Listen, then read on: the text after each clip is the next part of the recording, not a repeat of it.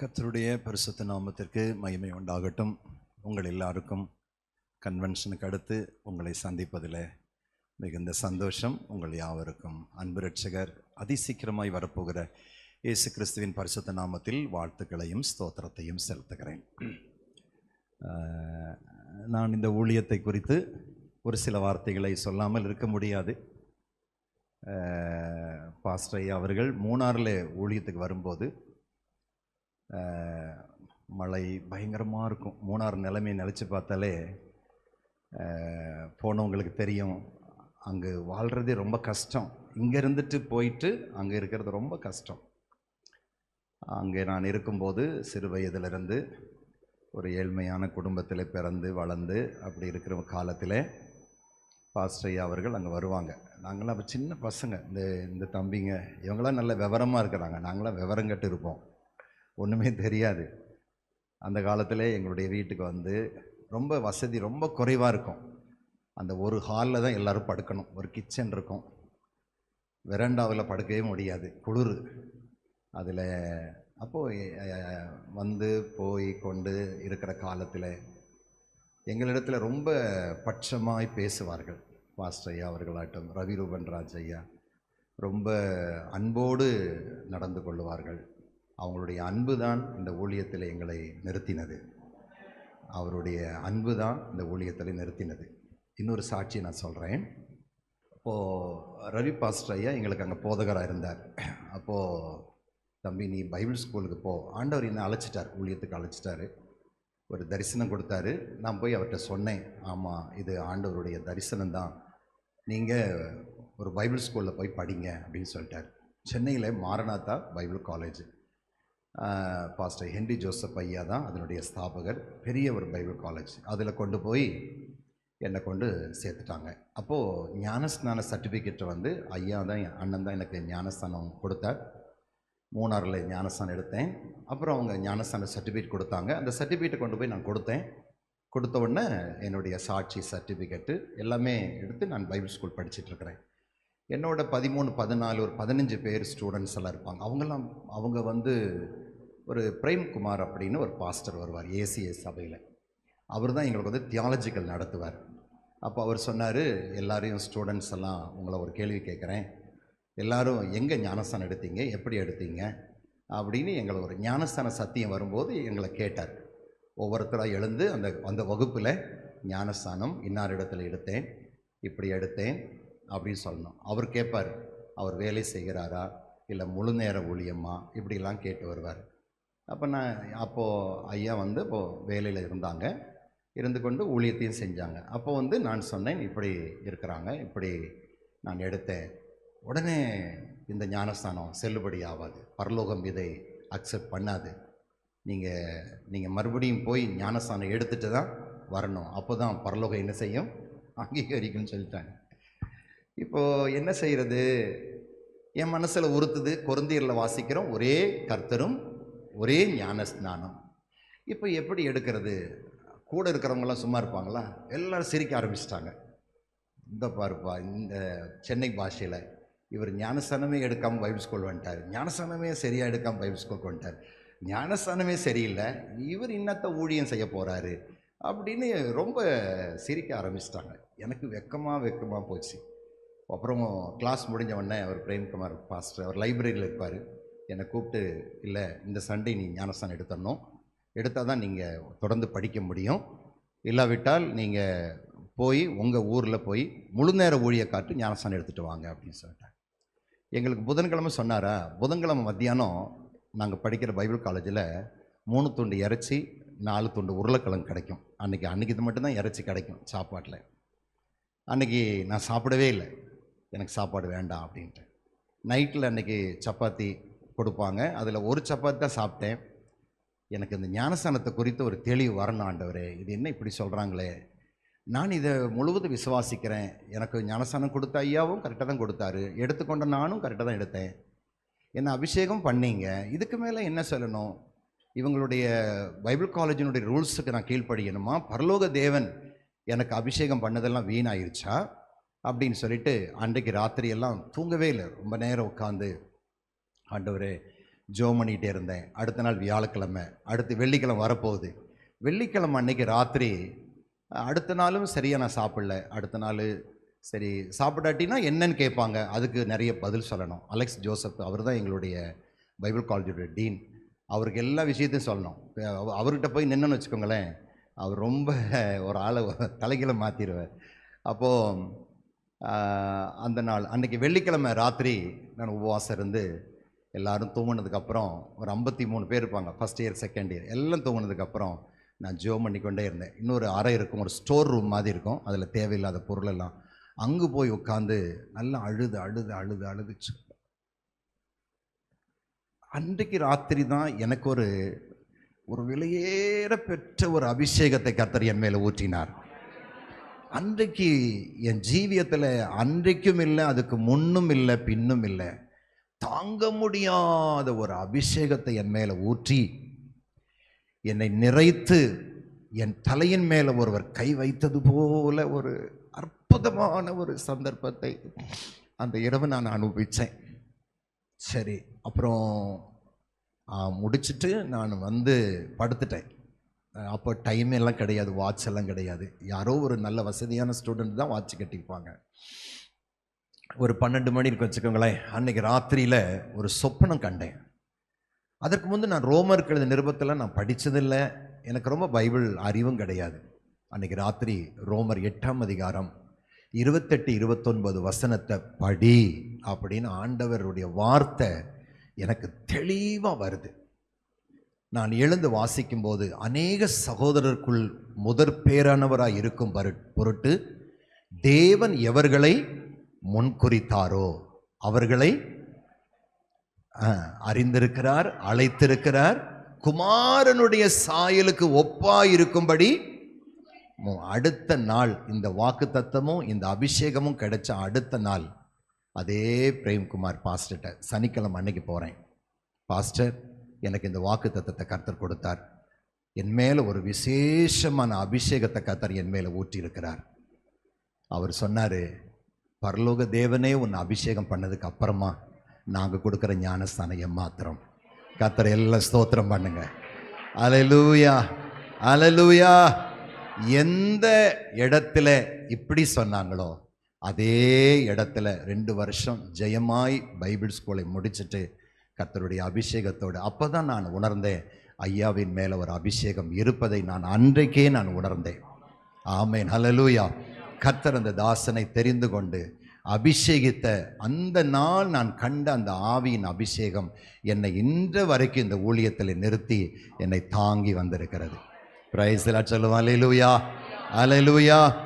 ஆகையினாலே நம்முடைய ஸ்தாபன தலைவர், ரேணிகுண்டால சொல்லுவாங்க தலைவர், அப்படி தான் சொல்லுவாங்க.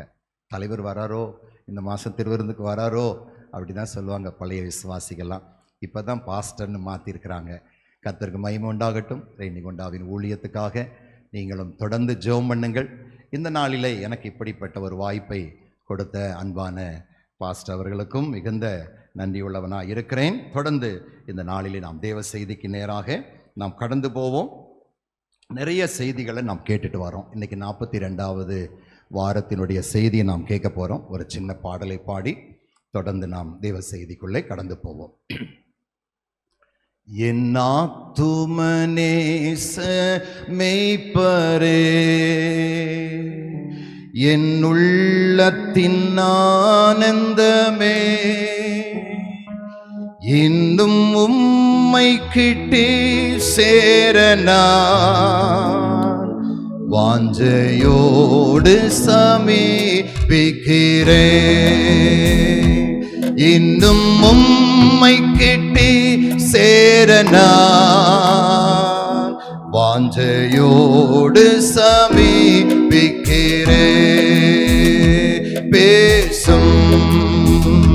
பேசும் ஜெபம் செய்யும் போது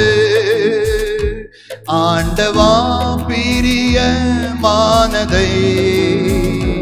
இப்போ காட்டும் செய்ய ஆயத்தம்.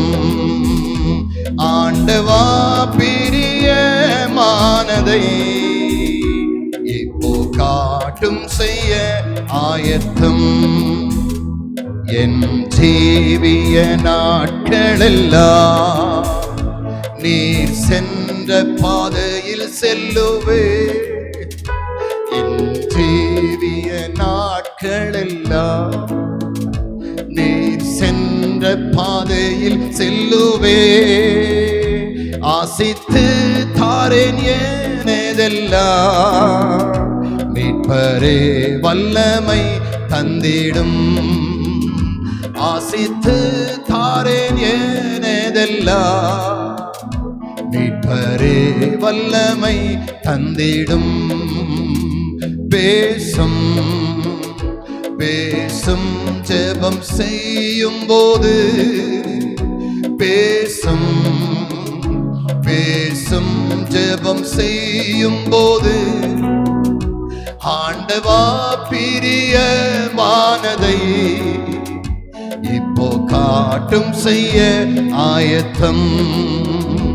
ஆண்டவா பிரியமானதை இப்போ காட்டும் செய்ய ஆயத்தம். Praise the Lord.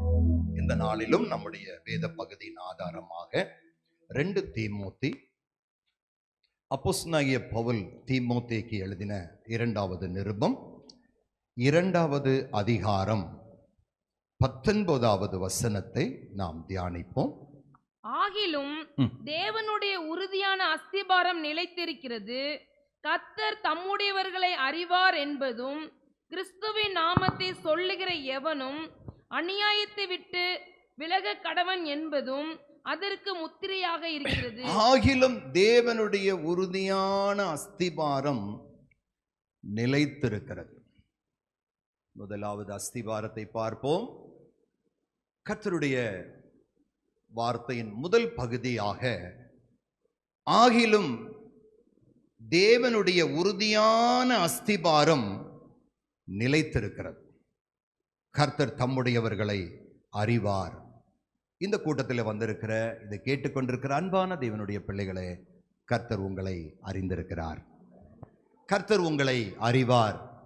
இந்த 50 வருஷத்தினுடைய இந்த கொண்டாட்டத்தின் 42வது ஸ்தோத்திர இந்த ஆராதனையிலே தேவன் நம்மை அறிவார் என்பதுதான் கர்த்தர் உங்களுக்கு கொடுக்கிற அற்புதமான வாக்குத்தத்தம். இதில் நான் வாசிக்கிறோம், ஆகிலும் தேவனுடைய உறுதியான அஸ்திபாரம் நிலைத்திருக்கிறது. கர்த்தருடைய அஸ்திபாரம் நிலைத்திருக்கிறது. அஸ்திபாரம், பிரியமான தேவ பிள்ளைகளே, ஒரு கட்டிடத்தினுடைய மிக மிக முக்கியமான ஒன்று அஸ்திபாரம். அஸ்திபாரமான ஒரு பட்டணம் அஸ்திபாரம் இல்லாமல் கட்டப்படுமானால் அது இடிந்து விழும். நமக்கு எல்லாருக்கும் தெரியும் ஒரு வேத பகுதி, மத்தேயு சுவிசேஷம். அங்கு நான் வாசிக்கும் போது 2 பேர் வீட்டை கட்டினார்கள். ஒருவன் கன்மலையின் மேல் அஸ்திபாரம் போட்டு கட்டினான், ஒருவன் மணலின் மேல் அஸ்திபாரம் போட்டு கட்டினான். பெருவெள்ளம் வந்தது, புயல் அடித்தது, காற்று வந்தது, பெருவெள்ளம் வந்தது. அந்த மணலின் மேல் கட்டப்பட்ட வீடு அந்த இடத்தில் இல்லாமலே போய்விட்டது. ஆனால் ஒரு மனுஷன் கன்மலையின் மேலே தன் வீட்டை கட்டின புத்தி உள்ள மனுஷன் என்று வேதம் சொல்லுகிறது. அப்போ இயேசு கிறிஸ்து அந்த உவமையை சொல்லும் பொழுது, நான் சொல்லிய இந்த வசனத்தை கேட்டு அதன்படி செய்கிறவனே கன்மலையின் மேல் அஸ்திபாரம் போட்ட புத்தி உள்ள மனுஷனுக்கு ஒப்பாக இருக்கிறான் என்று வேதத்தை அந்த பகுதியில் இயேசுநாதர் முடிக்கிறார். அன்புக்குரியவர்களே, இந்த நல்ல ஒரு ஆசீர்வதிக்கப்பட்ட மாலை பொழுதிலே நீங்கள் கேட்கக்கூடிய ஒரு அற்புதமான வார்த்தை, தேவனுடைய உறுதியான அஸ்திபாரம் நிலைத்திருக்கிறது. பிரைஸ் தி லார்ட், ஹல்லேலூயா. இந்த அஸ்திபாரத்தை குறித்து 1 பேதுரு 5ஆம் அதிகாரம் 10வது வசனத்திலே நான் வாசிக்கும் பொழுது, கொஞ்ச காலம் பாட அனுபவிக்கிற உங்களை அவர் பலப்படுத்தி சீர்படுத்தி ஸ்திரப்படுத்தி பலப்படுத்தி நிலைநிறுத்துவாராக. ஒரு மனுஷனுடைய வாழ்க்கையிலே, ஒரு விசுவாச ஜீவியத்திலே, ஒரு ஊழிய பாதையிலே, சபையிலே பிரச்சனை இல்லாமல் ஊழியம் கிடையாது. பாடுகள் இல்லாமல் நம்முடைய பவுண்டேஷன் அல்லது நம்முடைய அஸ்திபாரங்கள் இயேசு கிறிஸ்துவுக்குள்ளே, இயேசு இந்த பூமியில எப்படி வாழ்ந்தாரோ, இந்த உலகம் இயேசுவுக்கு என்ன காரியத்தை கொடுத்ததோ, அந்த சிலுவையின் பாடுகள், அவரை பின்பற்றி வந்த அடுத்து அப்போஸ்தலர்கள், அவரை பின்பற்றி வந்த எத்தனையோ பரிசுத்தவான்கள், எத்தனையோ மிஷனரிகள், எத்தனையோ அரும்பாடு பட்டு ஜீவனை தியாகமாய் கொடுத்த எல்லா தாசர்களுடைய ஜீவியத்தையும் நாம் எடுத்துக்கொள்வோமானால், பாடுகள் இல்லாமல் பரமனின் ராஜ்யம் நமக்கு இல்லை. பிரைஸ் தி லார்ட், அல்லேலூயா. இந்த 50 ஆண்டுகள் அல்லது இந்த ஸ்தாபனம், இந்த ஊழியம், அருமையான தாசன் அவர்கள் பட்ட பாடுகள் கொஞ்சம் நஞ்சம் அல்லவே அல்ல.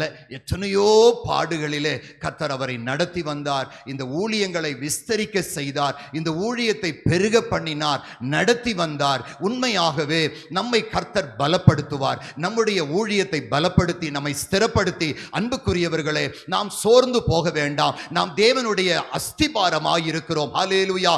அஸ்திபாரமான நம்மை கர்த்தர், பேதுரு அந்த சபையை பார்த்து சொன்னார், கொஞ்ச காலம் பாட அனுபவிக்கிற உங்களை. அப்போஸ்தலர் நடவடிக்கைகள் 14ஆம் அதிகாரத்திலே 22வது வசனத்தை வாசிக்கும் போது, இப்படி நாம் அநேக பாடுகளின் வழியாகத்தான் தேவனுடைய ராஜ்யத்தில் பிரவேசிக்க வேண்டும் என்று சொன்னார்கள். ஹல்லேலூயா.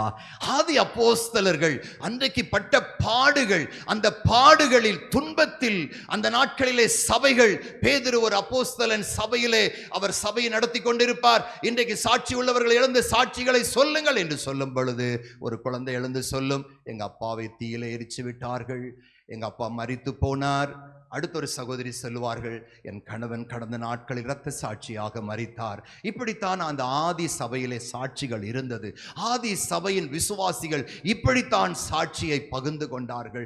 என்னுடைய கணவன் சிறையில் இருக்கிறார், என்னுடைய பிள்ளைகள் எல்லாரும் சிறையில் இருக்கிறார்கள், நாங்கள் பசியோடு இருக்கிறோம், பட்டினியோடு இருக்கிறோம். இதுதான் ஆதி அப்போஸ்தல சபையினுடைய சாட்சியாய் இருந்தது. இவைகளின் மத்தியில தான் பரிசுத்த ஆவியினுடைய வல்லமையும் அந்த சபைகள் மேல பலமா இறங்கி வந்தது. ஹல்லேலூயா. தேவனுக்கு மகிமை உண்டாவதாக. இந்த வசனத்தை கேட்டுக்கொண்டிருக்கிற அன்பானவர்களே, நாம் பாடுகளின் வழியாகத்தான் நாம் பரலோக ராஜ்யத்துக்குள்ளே சேர முடியும். தேவனுக்கு ஸ்தோத்திரம். எங்கு பாடுகள் பெருகுதோ அங்குதான் ஜெயமான ஊழியமும் உண்டு, அசைக்க முடியாத ஊழியமும் உண்டு. எங்கு பிரச்சனை வருகிறதோ அந்த இடத்துல தான் கர்த்தருடைய வல்லமையும் பிரதிபலிக்கும், மகிமையாய் பிரதிபலிக்கும். Price the Lord. சொல்லுவோமா? ஹல்லேலூயா, ஹல்லேலூயா. அப்படியானால் தேவனுடைய உறுதியான அஸ்திபாரம் நிலைத்திருக்கிறது.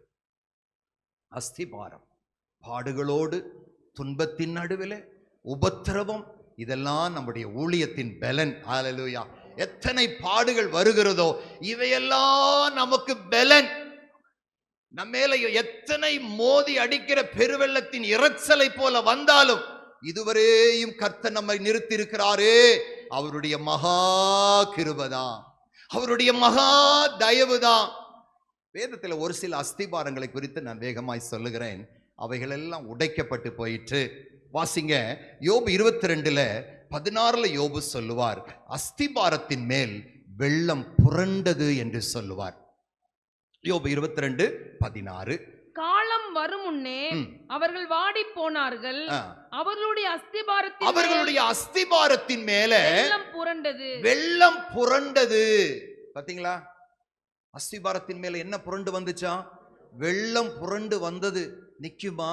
அந்த தண்ணியில எல்லாம் அடிச்சிட்டு போயிடுமே, அஸ்திபாரங்கள் எல்லாம் அடிச்சிட்டு போயிடுமே.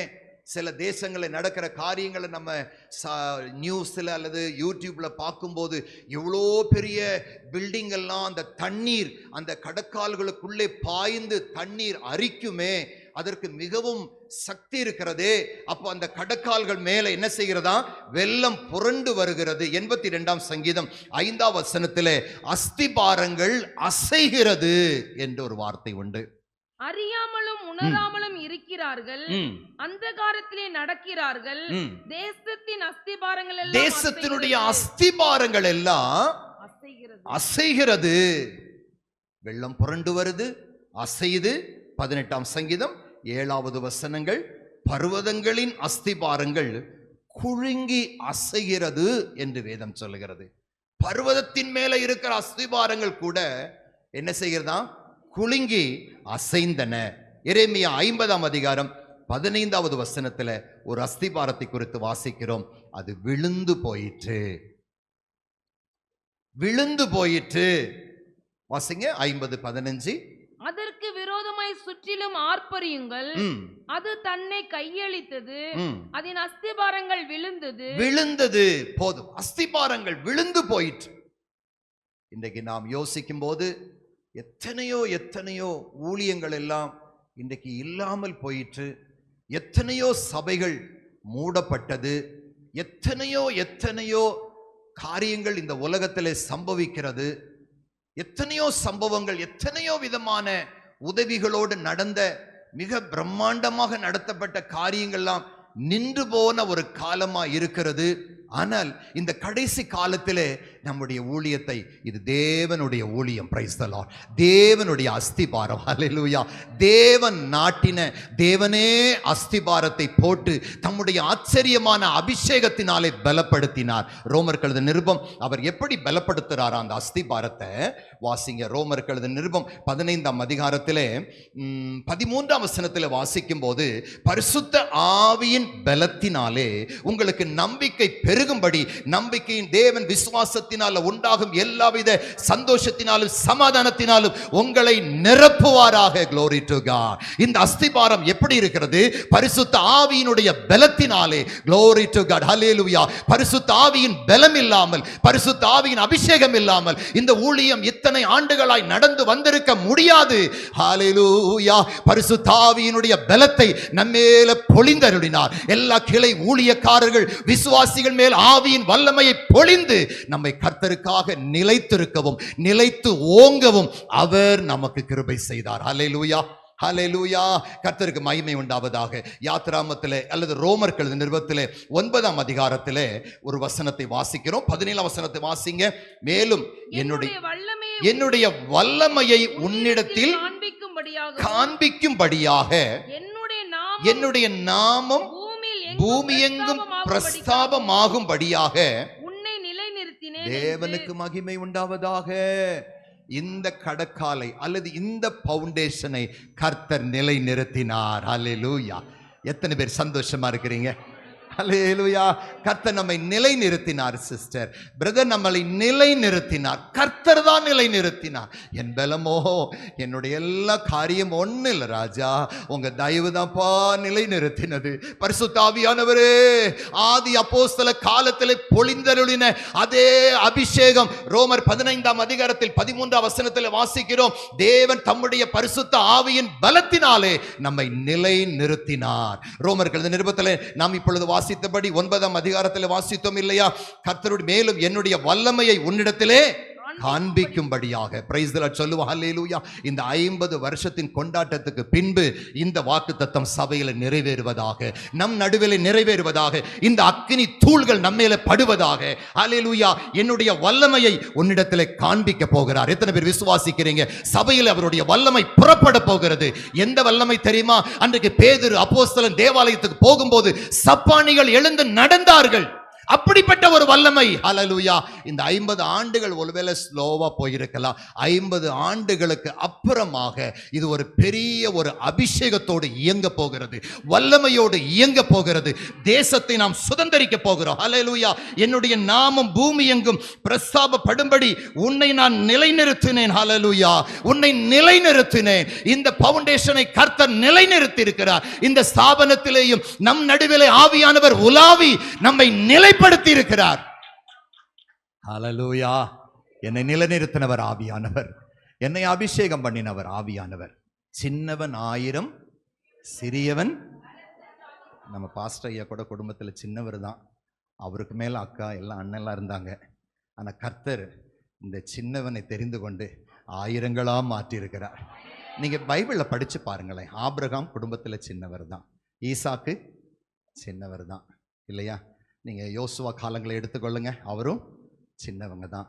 அடுத்து பாருங்க, ரூத்து ஓர்பா பார்த்துருக்கீங்களா? அந்த ரூத்தை எடுத்துக்கொள்ளுங்க, அந்த அம்மாவும் சின்னவங்க தான். பார்த்துருக்கீங்களா? பைபிளில் நீங்கள் நிறைய பகுதியை படித்து பாருங்க. சின்னவங்களை கர்த்தர் தெரிந்து கொண்டு பெரிய காரியங்களை எல்லாம் செய்து கொண்டு இருக்கிறார். அது போல தான் கர்த்தர் தம்முடைய தாசனை யோசேப்பை எடுத்துக்கொள்ளுங்க. ஐயா பேரும் ஜோசப்பு தான். அந்த நாட்களில் பாருங்கள், யோசேப்பை எடுத்து கர்த்தர் வல்லமையாக மாற்றலையா? பார்த்தீங்களா? ஆண்டவர் அந்த வாக்கு தத்தங்களை சின்ன பிள்ளைகள் இடத்துல நிறைவேற்றி. உங்கள் குடும்பம் சின்ன குடும்பமாக இருக்கலாம் சிஸ்டர். எங்கள் குடும்பம் கூட சின்ன குடும்பம் தான். இந்த ஊழியத்துக்கெல்லாம் நாங்கள் வரும்போது சாப்பாட்டுக்கெல்லாம் ரொம்ப கஷ்டம். மைதா மாவெல்லாம் ரொம்ப வாங்கி தான் நாங்கள் தோசை சுடுவோம் ராத்திரி 8 மணிக்கு. கேட்டிங்களா? அப்படிலாம் வாழ்ந்து கஷ்டம். ஆனால் என்றைக்கு நாங்கள் ஊழியத்துக்கு வந்தோமோ, என்றைக்கு ஐயா அவங்க எங்கள் பேரண்ட்ஸுக்கும் ஞானசானம் கொடுத்தது ஐயா தான். என்றைக்கு நாங்கள் ஞானசானம் எடுத்தோமோ எங்கள் குடும்பத்தினுடைய வறுமையெல்லாம் போச்சுங்க. Price the Lord. எங்கள் குடும்பத்தினுடைய சாபமெல்லாம் போச்சு. சாப்பாட்டுக்கு இருந்த சாபமெல்லாம் போச்சுங்க. உண்மையில் இந்த சாட்சி நான் சொல்கிறேன். எங்கள் குடும்பத்தில் என்றைக்கு நாங்கள் கடலார் எஸ்டேட்டில் ஒரு ஆற்றில் எங்கள் பெற்றோர் ஞானசானம் எடுத்தாங்க, என்னைக்கு நாங்கள் இந்த ஊழியத்தில் ஞானஸ்தானம் எடுத்து கர்த்தருக்குள்ளே வந்தோமோ இந்நாள் வரைக்கும் நாங்கள் வெட்கப்பட்டு போகலை. இதுவரை வெட்கப்பட்டு போகலை. கர்த்தர் என்னை அபிஷேகம் பண்ணியிருக்கிறார். இந்த ஊழியத்தின் மேலே, இந்த ஸ்தாபனத்தின் மேலே அவருடைய தயவுள்ள கரம் இருக்குது என்பது உண்மை. கர்த்தர் நம்மை தெரிந்து கொண்டிருக்கிறார். இனி நடக்க போற காரியம் பரிசுத்தாவின் பலத்தினாலே நடக்கட்டும். அல்லேலூயா. மகிமையுள்ள ஆவியானவரால் நடக்கட்டும். அவர் இந்த இடத்துல அக்கினிமயமாய் இறங்கி கிரியை செய்கிறவராய் இருக்கிறார். ஆமென் சொல்லுவா. அல்லேலூயா, அல்லேலூயா. கர்த்தருடைய நாமத்துக்கு மகிமை உண்டாவதாக. ஆகையினாலே பிரியமான கர்த்தருடைய பிள்ளைகளே, ஏசாயா தீர்க்க தரிசன புஸ்தகத்திலே இயேசு கிறிஸ்துவை குறித்து அங்கு ஒரு தீர்க்க தரிசனம் உண்டு. வாசிப்போமாக. 28:16 வாசிங்க. ஏசாயா 28:16 வசனம். ஆதலால் கர்த்தராகிய ஆண்டவர் உரைக்கிறதாவது, கர்த்தராகிய ஆண்டவர் உரைக்கிறதாவது, இதோ இதோ அஸ்திபாரமான ஒரு கல்லை நான் சீயோனிலே வைக்கிறேன். அது பரீட்சிக்கப்பட்டதும் விலையேற பெற்றதும் திட அஸ்திபாரம் உள்ளதுமான மூளை கல்லா இருக்கும். தேவனுக்கு ஸ்தோத்திரம். லூக்கா சுவிசேஷம் 20ஆம் அதிகாரம் 17ஆம் வசனத்தில் படிச்சீங்கன்னா, ஆகாது என்று தள்ளின கல்லே தலைக்கு மூளை கல்லாயிற்று. Price the lord. அல்லேலூயா. நம்மள இந்த உலகம் தள்ளுதா? உங்களை வேணான்னு சொல்கிறாங்களா? குடும்பத்தில் ஊழியத்தில் இவ்வளோ கஷ்டங்கள் வேணான்னு நம்மளை வெறுக்கிறாங்களா? மூளைக்கு நம்மளை தலைக்கல்லா கர்த்தர் மாற்றுவார். ஆகாது என்று தள்ளின கல்லு தான் மூளைக்கு தலைக்கல்லாய் மாறும். அன்புக்குரிய கர்த்தருடைய பிள்ளைகளே, பிரைஸ் தி லார்ட். அல்லேலூயா. இந்த நல்ல ஒரு ஆசீர்வதிக்கப்பட்ட நேரத்தில் அந்த கல் எப்படிப்பட்டதாம் வாசிப்போம். வாசிங்க. 28ஆம் அதிகாரம். ஆதலால் திட அஸ்திபாரமான ஒரு கல்லை நான் சீயோனிலே வைக்கிறேன், அது பரீட்சிக்கப்பட்டதும். Price the Lord. முதலாவது அந்த கல்லு கர்த்தராகிய இயேசு கிறிஸ்து. கர்த்தராகிய இயேசு கிறிஸ்து. அந்த கல்லினுடைய குவாலிட்டி பாருங்க. அது பரீட்சிக்கப்பட்டது. இயேசு இந்த உலகத்தில் இருக்கும்போது அவர் பரீட்சிக்கப்பட்டார். பிசாசின் சோதனைகளை சந்தோஷத்தால் ஜெயித்தார். அல்லேலூயா. அங்கிருந்த 3000 பேர் 4000 பேருக்கு அதிகமான ஜன சமூகத்தில் நின்று, என்னிலே பாவம் உண்டென்று உங்களால் யாராலும் சொல்ல முடியுமா? ஒருவருமே சொல்ல முடியல. அவர் பரீட்சிக்கப்பட்டார். இயேசு பாவம் செய்யவில்லை, அவர் வாயில வஞ்சனை காணப்படவும் இல்லை என்று தீர்க்க தரிசன வசனங்கள் சொல்லுகிறது. அவர் பரீட்சிக்கப்பட்டார். அல்லேலூயா. பிலாத்து இயேசுவை நியாய விசாரிக்கும் போது வேதம் சொல்லுகிறது, யோவான் 20ஆம் அதிகாரம் நினைக்கிறேன், இவரில் ஒரு குற்றத்தையும் நான் காண முடியவில்லையே. பிலாத்து நியாய விசாரிக்கும் போது இந்த கல்லை நிறுத்தி நியாய விசாரிக்கிறார்கள், ஏதாயிலும் ஒரு சான்ஸ் கிடைக்குமா? பிலாத்து சொன்னான், இவரில் ஒரு குற்றத்தையும் காணவில்லை. அவரை காட்டி கொடுத்த யூதாஸ் என்ன சொன்னான்? பாவமில்லாத இரத்தத்தை நான் காட்டி கொடுத்து குற்றவாளி ஆனேனே, பாவமில்லாத இரத்தத்தை நான் காட்டி கொடுத்துட்டேனே என்று அவன் மனசாட்சியில் வாதிக்கப்பட்டான். அது பரீட்சிக்கப்பட்டது. தேவனுக்கு ஸ்தோத்திரம். அது பரீட்சிக்கப்பட்டது. எந்த சோதனையிலையும் இயேசு ஜெயித்தது போல தம்மை பின்பற்றி வருகிற அஸ்திபாரத்திற்கு அவர் வல்லமையான ஜெயத்தை கொடுத்து நம்மை கர்த்தருக்குள்ளே கட்டி வளர்த்து உயிர்ப்பிக்க அவர் வல்லமையுள்ள தேவனாயிருக்கிறார். ஹல்லேலூயா சொல்லுவோம் ஆண்டவருக்கு. இரண்டாவது, அது விலையேற பெற்ற கல். அது விலையேற பெற்ற கல். பாவத்தை, மரணத்தை, சாத்தானின் வல்லமையை இயேசு ஜெயித்திருக்கிறார். Price the Lord. அவர் ஜெய கிறிஸ்துவாகவே இருக்கிறார். அவர் மரணத்தை ஜெயமாகவே மாற்றினபடியினாலே அவருக்கு விலையேற பெற்ற கல். அடுத்து, திட அஸ்திபாரமான கல். அந்த கல்லை குறித்து தானியேலுக்கு கர்த்தர் ஒரு காரியத்தை வெளிப்படுத்தினார். எடுத்து வாசிங்க 2ஆம் அதிகாரம் 34-35 வசனத்தை வாசிக்கும் போது தானியேலின் காலத்தில் இயேசு கிறிஸ்து அந்த கல்லாக மகிமையாக வெளிப்பட்டதை பற்றி ஒரு வசனத்தை நம்ம அங்க வாசிக்கிறோம். 2ஆம் அதிகாரம் வாசிப்போம். 34-35 வசனம். நீர் பார்த்து கொண்டிருக்கும் போதே கைகளால் பெயர்க்கப்படாத ஒரு கல் பெயர்ந்து உருண்டு கைகளால் பெயர்க்கப்படாத ஒரு கல் உருண்டு வந்து அது அந்த சிலையை இரும்பும் களிமண்ணும் ஆகிய அதன் பாதங்களில் மோதி அவைகளை நொறுக்கி போட்டது. அடுத்த வசனம். அப்பொழுது அந்த இரும்பும் களிமண்ணும் வெண்கலமும் வெள்ளியும் பொன்னும் ஏகமாய் நொறுங்குண்டு கோடை காலத்தில் போரடிக்கிற களத்திலிருந்து பறந்து போகிற பதரை போலாயிற்று. அவைகளுக்கு ஒரு இடமும் கிடையாதபடி காற்று அவைகளை அடித்து கொண்டு போயிற்று. சிலையை மோதின கல்லோ வென்றால் ஒரு பெரிய பர்வதமாகி பூமி எல்லாம் நிரப்பிற்று. பிரைஸ் தி லார்ட் சொல்லுவோம். அது ஒரு பர்வதத்தை போல நின்றது. கர்த்தருக்கு மகிமை உண்டாவதாக. இது தானியேலுக்கு வெளிப்படுத்தினார். கர்த்தருக்கு ஸ்தோத்திரம். அருமையான தேவனுடைய பிள்ளைகளே, அந்த கல் விலையேற பெற்றது, பரீட்சிக்கப்பட்டது, விலையேற பெற்ற கல், திட அஸ்திபாரமான ஒரு கல். பிரைஸ் தி லார்ட், ஹல்லேலூயா. அதில் 44வது வசனத்தை வாசிக்கும் போது அந்த ராஜாக்களின் நாட்களிலே பரலோகத்தின் தேவன் என்றென்றைக்கும் அழியாத ஒரு ராஜ்யத்தை எழும்ப பண்ணுவார். அந்த ராஜ்யம் வேறே ஜனத்துக்கு விடப்படுவதில்லை. ஒரு கல் கையால் பெயர்க்கப்படாமல் மலையிலிருந்து பெயர்ந்து உருண்டு வந்து இரும்பையும் வெண்கலத்தையும் களிமண்ணையும் வெள்ளியையும் பொன்னையும் நொறுக்கினதை நீர் கண்டீரே. அப்படி அது அந்த ராஜ்யங்களை எல்லாம் நொறுக்கி நிர்மூலமாக்கி தானோ என்றென்றைக்கும் நிற்கும். தானோ அந்த கல் என்றென்றைக்கும் நிற்கும். ஸ்தோத்திரம், ஹல்லேலூயா. அந்த கல் என்றென்றைக்கும் நிற்கும். ராஜாவே, நீ கண்ட அந்த பொன்னான சிலை, அந்த ராஜ்யங்கள், உன்னுடைய காலத்திலே பாபிலோனிய ராஜ்யம், மேதிய பெர்சிய ராஜ்யம், கிரேக்க ராஜ்யம், அந்த கால் பகுதி பயங்கரமான மிருகம் ரோம ராஜ்யம், இந்த ராஜ்யங்களை எல்லாம் நொறுக்கி ஒரு ராஜ்யத்தை அது நிலை நிறுத்தும். அதுதான் பரலோக ராஜ்யம், பரிசுத்த ஆவியை பெற்ற ராஜ்யம்.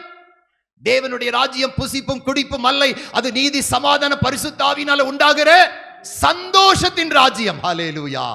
கர்த்தருடைய நாமத்துக்கு மகிமை உண்டு. ஆவியானவர் எங்கே உண்டோ அங்கு விடுதலை உண்டு.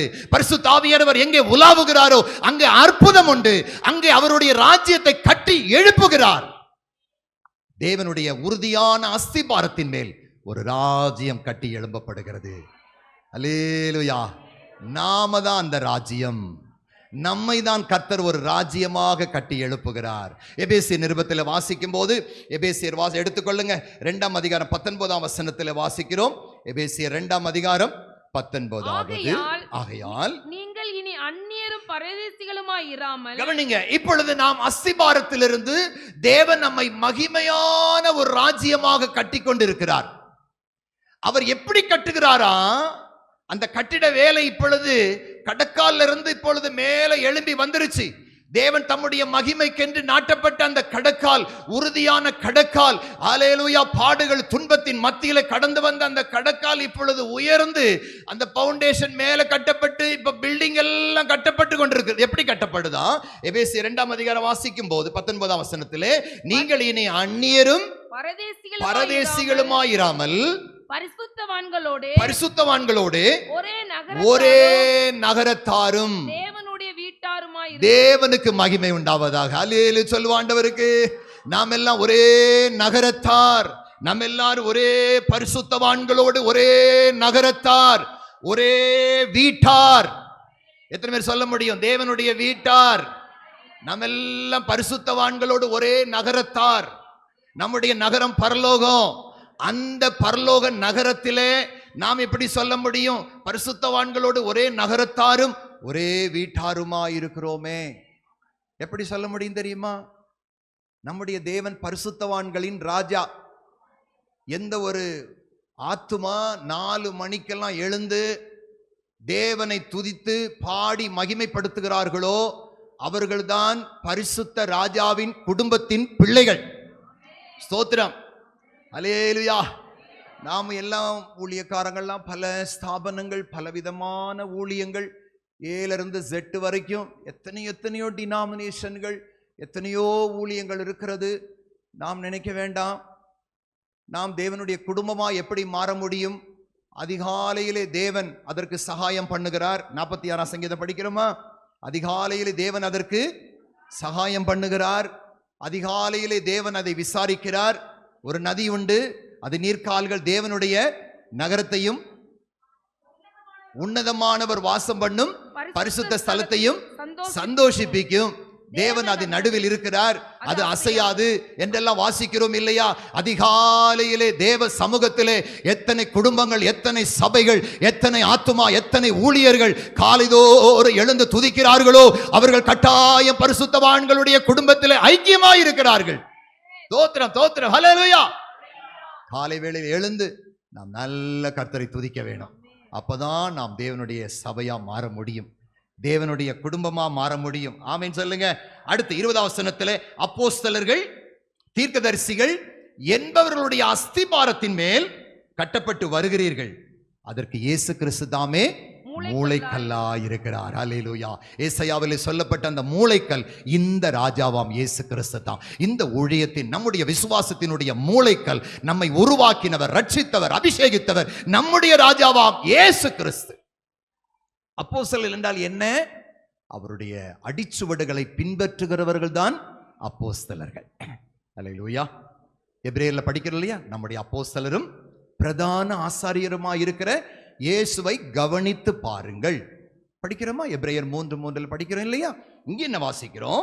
அப்போஸ்தலர்கள், தீர்க்கதரிசிகள் என்பவர்களுடைய அஸ்திபாரத்தின் மேலே நீங்கள் கட்டப்பட்டவர்களாய் வருகிறீர்கள். ஆண்டவருக்கு ஸ்தோத்திரம் பண்ணுங்க. ஹல்லேலூயா. அல்லேலூயா சொல்லுவோம் ஆண்டவருக்கு. அப்போஸ்தலர்கள் என்றால் என்ன? இயேசுவின் அடிகளை பின்பற்றுகிறவர்கள். இந்த பரிசுத்தவான்கள் இயேசுவின் அடிகளை பின்பற்றுகிறவர்கள். அவர் நடந்து போன பாதையிலே நாமும் நடக்க வேண்டும். நம்முடைய வழிகள் தாறுமாறாய் ஓடக்கூடாது, மனம் போல ஜீவிக்க கூடாது. இந்த உலகத்துல மனசு வந்தபடியெல்லாம் நம்ம நடக்கணும்னு விரும்பக்கூடாது, எல்லாத்தையும் விரும்பக்கூடாது. ஆசைகளை அடக்கி, எல்லா அலங்காரங்களை அடக்கி, இந்த உலகத்தில் இருக்கிற எல்லா விதமான குறை குற்றங்களை அடக்கி கர்த்தராகிய இயேசு கிறிஸ்துவுக்குள்ளே அவருடைய வழியிலே நாம் நடக்க வேண்டும். ஆண்டவர் ஸ்தோத்திரம் பண்ணுங்க. அவருடைய வழியிலே நடக்கிறவர்களா இருக்க வேண்டும். அவருடைய வழியிலே, அவர் போன பாதையிலே நாம் நடக்கிற பிள்ளைகளா இருக்க வேண்டும். அடுத்து அப்போஸ்தலர்கள். அடுத்து யார் இருக்காங்களா? தீர்க்கதரிசிகள். எஸ்றா 5ஆம் அதிகாரம் 6ஆம் வசனத்தில் படிக்கும் போது தீர்க்கதரிசிகள் என்றால் என்ன தெரியுமா? திடன் சொல்லுகிறவர்கள். வாசிங்க பார்க்கலாம் அந்த வசனத்தை. அப்பொழுது செயல்தியேலின் குமாரனாகிய செருபாபேலும் யோசதாக்கின் குமாரனாகிய யெசுவாவும் எழும்பி எருசலேமில் உள்ள தேவனுடைய ஆலயத்தை கட்டத் தொடங்கினார்கள். அவர்களுக்கு திடன் சொல்ல தேவனுடைய தீர்க்கதரிசியும் இருந்தார்கள். பாத்தீங்களா? ஒரு தீர்க்கதரிசியினுடைய வேலை என்ன? திடன் சொல்லுகிற வேலை. திடப்படுத்தணும், அஸ்திபாரத்தை திடப்படுத்தணும். இந்த ஊழியம் கர்த்தராகிய இயேசு கிறிஸ்துவுக்குள்ளே திடப்படுத்தப்பட்டு, உறுதிப்படுத்தப்பட்டு, ஆவியிலே வளருவதற்கு திடன் சொல்லத்தான் தீர்க்கதரிசிகள். இன்னைக்கு பாருங்க, தீர்க்கதரிசனம் சொன்னாங்கன்னா போதும், அவங்க பின்னாடி எல்லாரும் ஓடிடுவாங்க, சபையெல்லாம் ஓடிடுவாங்க. அங்க தீர்க்க தரிசனம், இங்க தீர்க்க தரிசனம், அங்க தீர்க்க தரிசனம் சொல்றாங்க, இங்க தீர்க்க தரிசனம். அப்படிலாம் ஓடக்கூடாது. உங்களை கர்த்தர் குடும்பத்தில் வைத்திருக்கிறார். நீங்க ஒரு குடும்பத்தில் இருக்கிறீங்க. யாருடைய குடும்பத்தில் இருக்கிறீங்க? தேவனுடைய வீட்டார். முதலாவது தேவனுடைய ராஜ்யத்தின் நீதியும் தேடுங்க. அப்பொழுது உலகத்துல என்னென்ன உங்களுக்கு தேவையோ சகலத்தையும் கர்த்தர் உங்களுடைய கண்ணீரை துடைத்து அற்புதம் செய்வார். இந்த விசுவாசம் நமக்கு இருக்கணும். நாம் இயேசுவை பின்பற்றி போவோம். அப்போஸ்தலர்கள், தீர்க்கதரிசிகள் என்பவருடைய அஸ்திபாரத்தின் மேலே கட்டப்பட்டவர்களாய் இருக்கிறீர்கள். இதற்கு இயேசு கிறிஸ்து தாமே மூளைக்கல்லாய் இருக்கிறார். அடுத்த வசனத்தை படிங்க. அவர் மேல் மாளிகை முழுவதும், இது ஒரு பெரிய மாளிகை, தேவன் நமக்காக கட்டி வைத்திருக்கிற மகிமையான மாளிகை. தேவ சபை மாளிகையாக கட்டப்படணும், மகிமையாய் கட்டப்படணும்.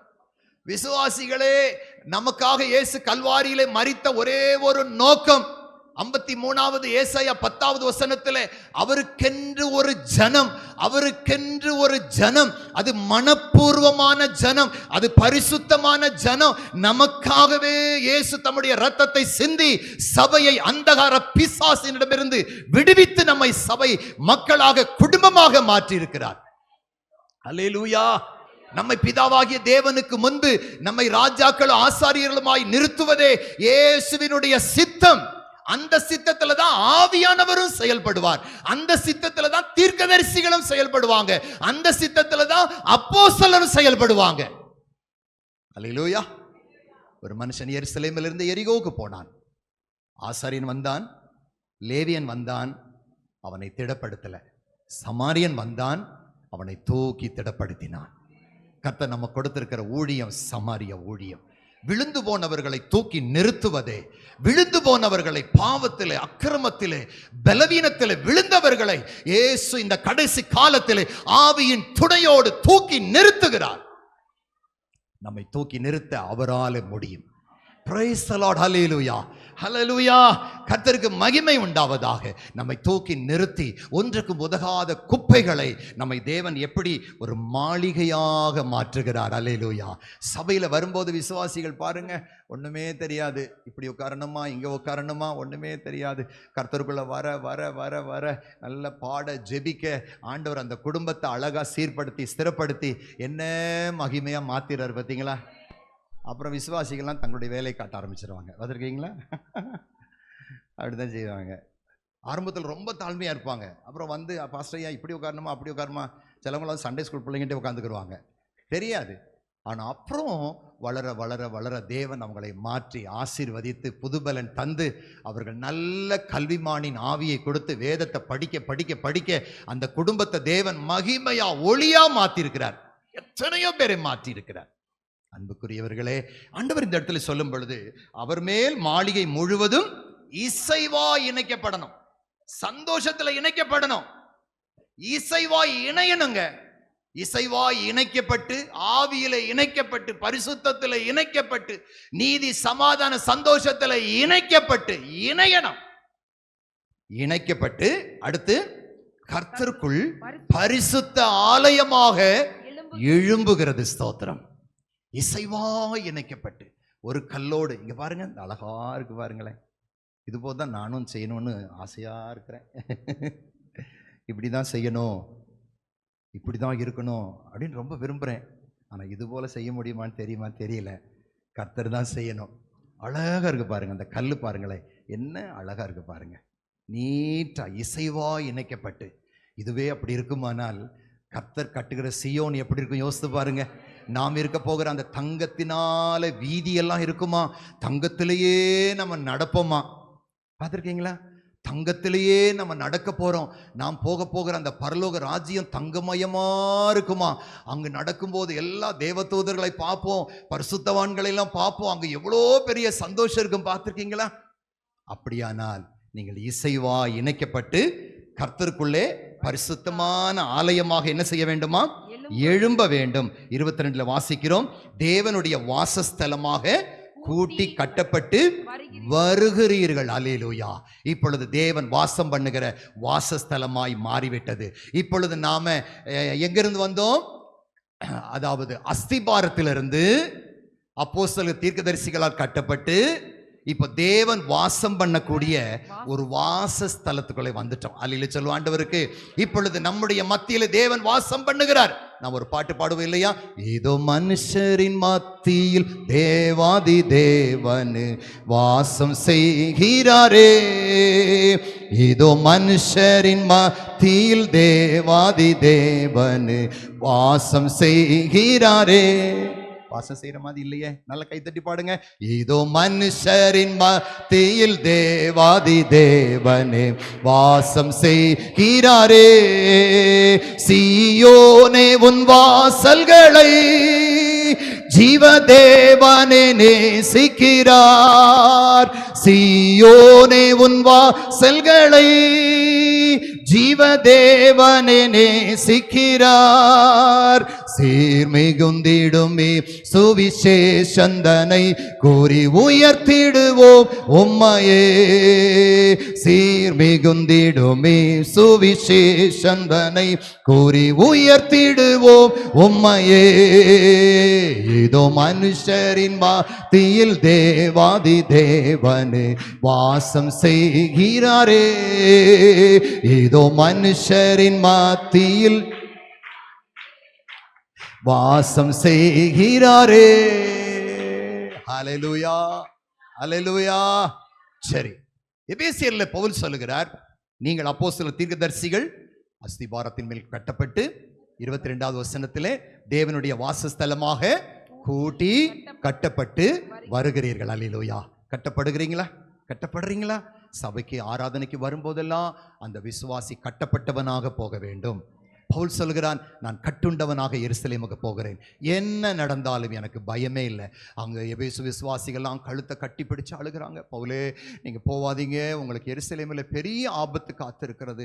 பவுல் சொல்லுவார், என் மனதை கெடுத்துறாதீங்க, நான் இயேசுவுக்காக ஜீவிப்பது மட்டுமல்ல, அவருக்காக மரிக்கவும் நான் ஆயத்தமாக இருக்கிறேன். அல்லேலூயா.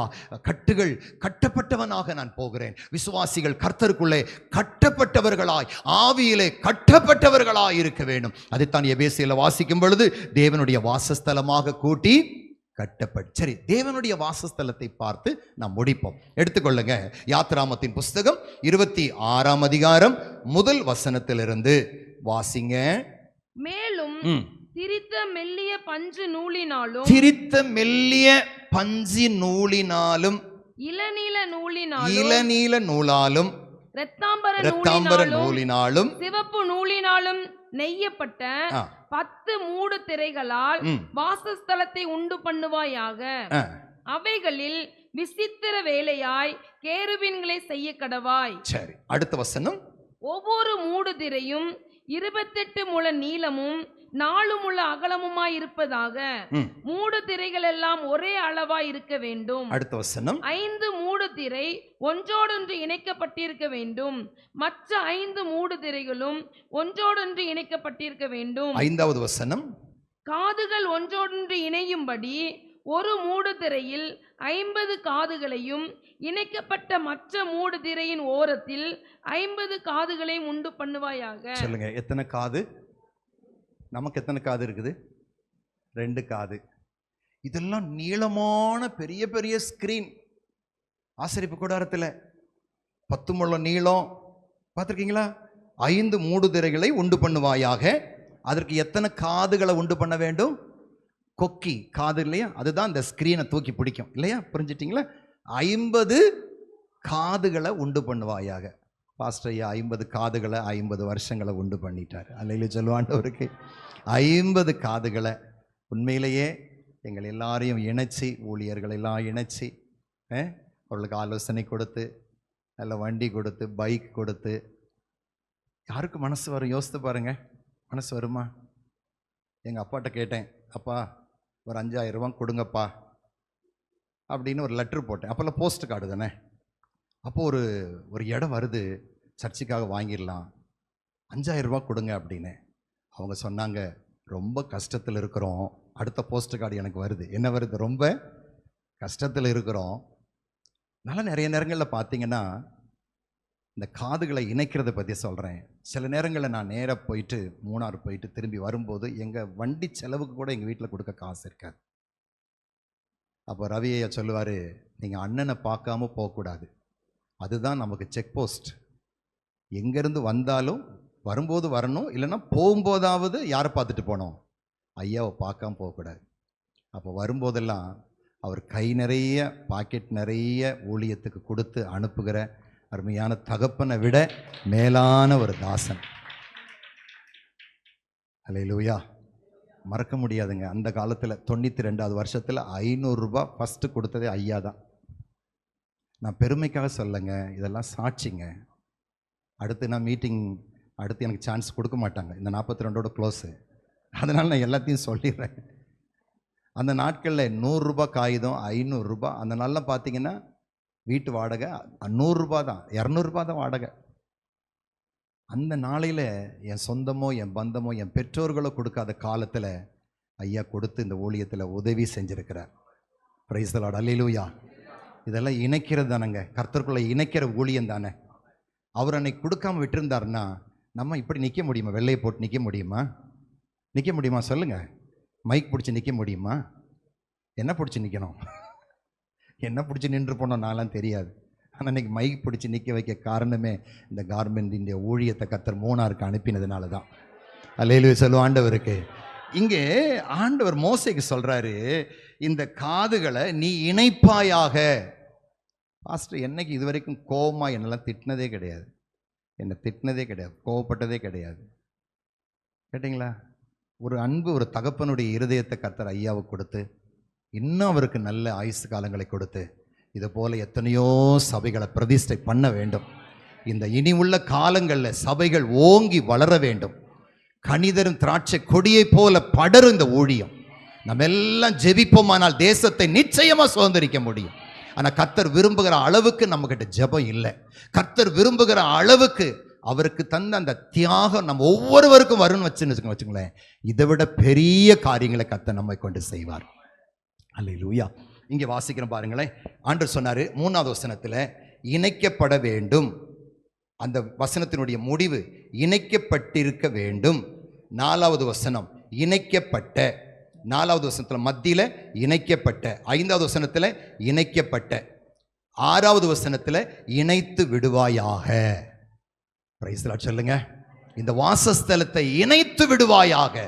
இணைக்க வேண்டும், ஜாயின் பண்ணணும். எல்லாரையும் ஒருமனப்படுத்தி, எல்லாரும் வாங்க வாங்க, எல்லாரும் கூடுங்க, ஒருமனப்பட்டு. அந்த ஒரு அபிஷேகம் அவர் மேலே இருக்குது. அல்லேலூயா. கர்த்தருக்கு மகிமை உண்டாவதாக. கர்த்தர் சொன்னார் 50 காதுகளை 50 வருஷமாக இருக்கட்டுமே.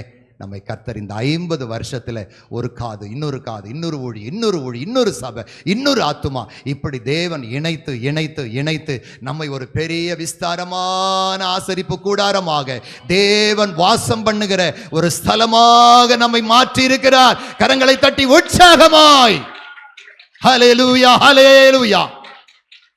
சரி, அந்த வாசஸ்தலத்தை நீ எப்படி செய்ய வேண்டும் என்றால், திரித்த மெல்லிய பஞ்சு நூல். எல்லாரும் சொல்லுங்க, என்ன நூல்? திரித்து மெல்லிய பஞ்சு நூல். இந்த பஞ்சு நூல், திரித்த மெல்லிய பஞ்சு நூல், இது இயேசு கிறிஸ்துவினுடைய தெய்வீகத்தை காட்டுகிறது. சபைக்குள்ள எப்பொழுதும் தெய்வீகம்தான் கிரியை செய்யணும். பாடல் மூலமா, துதி, ஜெபம், இந்த சபைக்குள்ள தேவனுடைய வாசஸ்தலம், அவர் நமக்குள் வாசம் பண்ண வேண்டுமானால் நமக்குள்ளே திரித்த மெல்லிய பஞ்சு நூல். இதனுடைய அர்த்தம் என்ன? 4 வகையான நூல்களால் நெய்யப்பட்ட பெரிய ஸ்கிரீன்களை செய்து அதற்குள்ளே நான் வாசம் பண்ணுவேன். அல்லேலூயா. பெரிய பில்டிங் அல்ல, பெரிய அலங்கரிக்கப்பட்ட மாளிகை அல்ல. பழைய ஏற்பாட்டு காலத்திலே ஆண்டவர் சொன்னது போல இயேசு இந்த உலகத்தில் பிறந்த பொழுது வான சாஸ்திரிகள் வந்து, இதோ ஒரு குழந்தை உங்களுக்காக தாவீதின் ஊரிலே பிறந்திருக்கிறார், குழந்தைய துணியில சுற்றி முன்னணையில கடத்தியிருக்க காண்பீங்க, இதுதான் உங்களுக்கு அடையாளம். தேவதூதன் சொன்னபடி இவர்கள் எங்கும் அலையாமலே போய் நேர குழந்தைய முன்னணையில பார்த்துட்டாங்க. ஆண்டவர் சொன்னாரு, ஒரு கந்த துணியில குழந்தை சுற்றப்பட்டு கிடக்கும். அன்புக்குரியவர்களே, தேவன் தம்முடைய சபையை இயேசு இந்த உலகத்தில் பிறந்த பொழுது எப்படி கந்த துணியிலே சுற்றப்பட்டாரோ, அதே போல தேவ மகிமை நம்மத்திலே, அவருடைய வாசஸ்தலம், அவருடைய வல்லமை, பராக்கிரமம், மகிமை இங்கிருந்து புறப்படுகிற, பலிபீடத்திலிருந்து புறப்படுகிற, இந்த வாசஸ்தலிருந்து புறப்படுகிற உங்கள் ஒவ்வொருவரையும் அக்கினிமயமாய் மாற்றுவது எது தெரியுமா? அவருடைய வாசஸ்தலம் துணிகளால் சுற்றப்பட்டிருக்க வேண்டும். ஹல்லேலூயா. அது 4 விதமான கலர்கள் கொண்ட அந்த கலர்களை குறித்து அந்த வாசஸ்தலத்தின் நடுவிலே அவர் கிரியை செய்கிறார். அந்த கலர்கள் நமக்கு போதிக்கிற அந்த காரியங்களை குறித்து நாம் தியானித்து முடிப்போம். முதலாவதாக திரித்த மெல்லிய பஞ்சு நூல். 1 பேதுரு 1ஆம் அதிகாரம் 15வது வசனத்தில் வாசிக்கும் பொழுது அவர் குற்றம் செய்யவில்லை. வாசிங்க பார்க்கலாம். 1 பேதுரு 1ஆம் அதிகாரம் 15வது வசனம். உங்களை அழைத்தவர் பரிசுத்தராய் இருக்கிறது போல நீங்களும் உங்கள் நடக்கைகள் எல்லாவற்றிலேயும் பரிசுத்தராய். பரிசுத்தம் ஒரு சபையினுடைய பெரிய ஒரு அலங்காரமும் ஆசீர்வாதமும் பரிசுத்தத்துல தான் உங்களுக்கு பிளஸ்ஸிங்கே இருக்குதுங்க. இந்த உலக பாவத்துல விழக்கூடாது, உலக சாபத்துல விழக்கூடாது. இது கடைசி காலம். மோசப்படுத்துகிற ஆவி, வலு சர்ப்பத்தினுடைய ஆவி பூமியிலே கிரியை செய்கிறது. தேவ சபையே, நம்மை தேவன் ஒரு வாசஸ்தலமாக கூட்டி கட்டி கொண்டு வருகிறார். நம்மிலே காணப்பட வேண்டியது பரிசுத்தம். சொல்லுங்க பார்க்கலாம், பரிசுத்தம். அல்லேலூயா. யூதாஸ் சொன்னான், பிலாத்து சொன்னான், இவரில் ஒரு குற்றத்தையும் நான் காணவில்லையே. அல்லேலூயா. யூதாஸ் பாவமில்லாத குற்றத்தை, இரத்தத்தை நான் காட்டி, பிசாசினுடைய சோதனையிலும் இயேசு பரிசுத்தராய் விளங்கினார். அல்லேலூயா. ஊழியத்திலேயும் சிலுவையின் மரண பரியந்தம் தன்மை தாமே இயேசு தாழ்த்தினார். அல்லேலூயா. இயேசு கிறிஸ்துவினுடைய ஜீவியம், அல்லேலூயா, தாழ்மையின் தாசனாகவே அவர். மார்க்கு சுவிசேஷம் இந்த காரியத்தை நமக்கு விளங்க பண்ணுகிறது. அவர் தாழ்மையின் தாசன், தாழ்மையின் தாசன். அவர் தாழ்மையை வெளிப்படுத்தினார். மார்க் சுவிசேஷம் 1ஆம் அதிகாரத்தை திருப்பிக் கொள்ளுங்க. ஒரு சில காரியத்தை மாத்திரம் உங்களுக்கு சொல்லுகிறேன்.